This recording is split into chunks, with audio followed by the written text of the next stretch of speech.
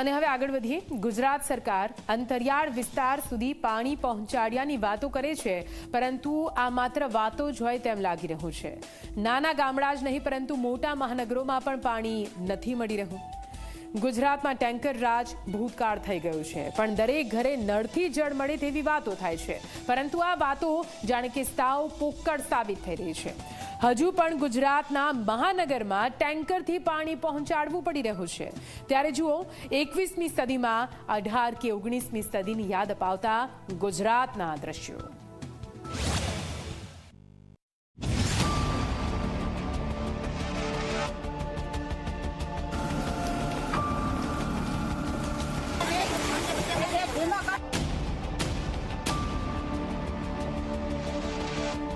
આ દ્રશ્યો કોઈ અંતરિયાળ વિસ્તાર કે રાજ્યના છેવાડાના કોઈ ગામડાના નથી।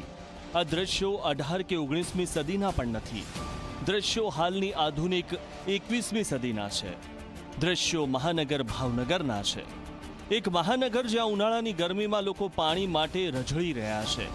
સરકારના નલ સે જલના વાયદા ખોટા પડી રહ્યા છે અને ટેન્કર રાજે લોકોનું જીવન નરક બનાવી દીધું છે।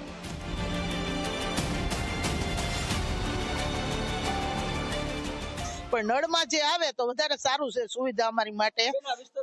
નળ કેટલા સમયથી નળ તો ઘણા બધા ને નળ તો છે, પણ નળ ટૂંકમાં આવતા નથી। આવે તારે આવે ને નો આવે તારે કેટલા દિવસ નથી આવતા, 15 દી નો આવે, મહિનો દી નો આવે ને શિયાળો હોય તો પાછું થોડું ઘણું આવે છે પાણી, નથી આવતું એમ નહીં। અત્યારે તો પાણીની ખૂબ સમસ્યા છે એમ। કામે ધંધે બધા જવા વાળા અત્યારમાં બધા ટિફિન પકડે હાથમાં। અત્યારમાં જો પાણી આવે એટલે બધાને માટે સારું છે, આવી રીતે ટાંકો આવે તો। શહેરના કુંભારવાડા, બોરડી ગેટ, આનંદનગર, ખેડૂતવાસ, કરચલિયાપરા સહિતના વિસ્તારો ટેન્કર પર નભે છે। આ વિસ્તારોમાં ટેન્કર એટલે જાણે લોકોનો એકમાત્ર આધાર, પણ ટેન્કરનો સમય અનિશ્ચિત, પાણી અધૂરું અને લોકોનો ગુસ્સો આસમાને।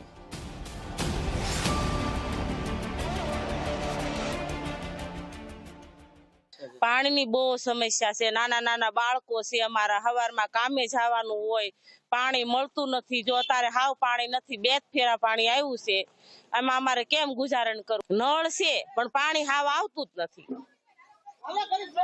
હવે આનું શું કરવું અમારે, તમે જ કયો। ટાંકા આવે 1 આંતરીએ। બીજી તરફ મહાનગરપાલિકાએ કરોડોના ખર્ચે પાઇપલાઇનો બદલી, પણ નળમાં પાણી નથી। આ ભવ્ય પ્રોજેક્ટ્સ માત્ર કાગળ પર જ ચાલી રહ્યો હોય તેમ લાગી રહ્યું છે।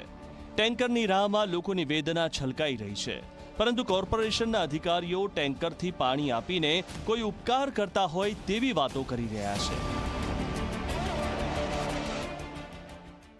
સૂચનાના અનુસંધાને ફિલ્ટર ડિપાર્ટમેન્ટમાંથી એવરેજ રોજના 42 થી 45 ટેન્કરો દ્વારા છેવાડાના વિસ્તારમાં પાણી સપ્લાય આપીએ છીએ। દાખલા તરીકે કે પછાત એરિયા કે કુંભારવાડા વિસ્તાર જે છે તેમાં અમારે લગભગ મેક્સિમમ પાણી સપ્લાય માટે ટેન્કરો મોકલવાના હોય છે, અને ઓન એન એવરેજ રોજના 45 જેવા ટેન્કરથી અમે છેવાડાના વિસ્તારમાં પાણી સપ્લાય આપીએ છીએ। અધિકારીઓની આ ઠંડી વાતો, આ ઠંડા જવાબો લોકોની વેદના ઓછી નથી કરતા। ટેન્કરની લાઇનમાં મહિલાઓની હેરાનગતિ, બાળકોની તરસ અને તંત્રની નિષ્ફળતા દરેક ઘરની વાત છે। ત્યારે ભાવનગરના લોકો પૂછી રહ્યા છે કે હર ઘર નળથી જળનો નારો ક્યારે હકીકત બનશે? ટેન્કર રાજ ક્યારે ખતમ થશે? આ પ્રશ્નોના જવાબ તંત્ર પાસે નથી, પણ લોકોની વેદના દરેક ટીપામાં દેખાય છે। નવનીત દલવાડી, ઝી મીડિયા, ભાવનગર।